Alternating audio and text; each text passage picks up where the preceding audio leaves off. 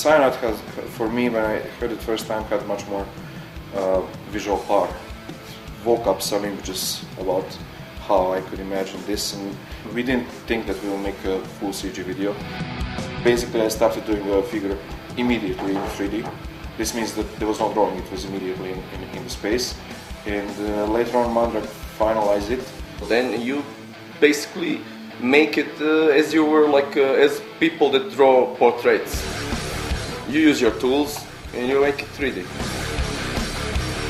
Little guy is obviously guy, and the fairy is a girl, obviously, but there is no any sexuality in this. While he was doing a caricature, I was doing animatic. As I said, the animatic is the base of the whole movie. That rough layout was enough to get the whole picture about the composition in the movie, about what's going on in the movie and everything else. Mandrak was modeling, and Kic was texturing the characters. And we had a caricature which was basically finalized. We had an animatic which was a whole movie in the rough. And we went to the motion capture studio. There are like 8 cameras in this case, which basically record the motion from different directions.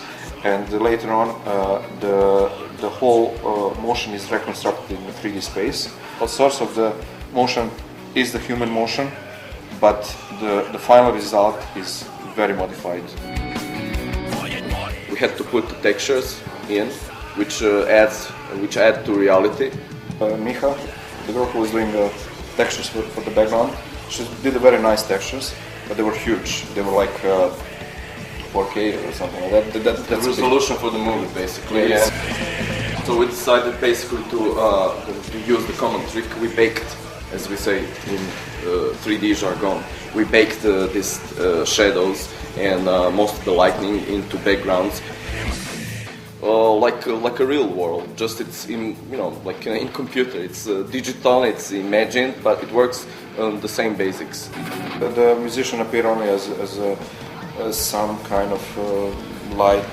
For Anders, we had most of, actually everything recorded twice, sometimes even thrice. But for the other guys, we had to really choose the best from them and try to incorporate them as equal as possible in the movie, and it was not really easy. The biggest problem in the rendering phase was not anymore the background, because we optimized the backgrounds, and backgrounds were ready already in July. They were basically finished.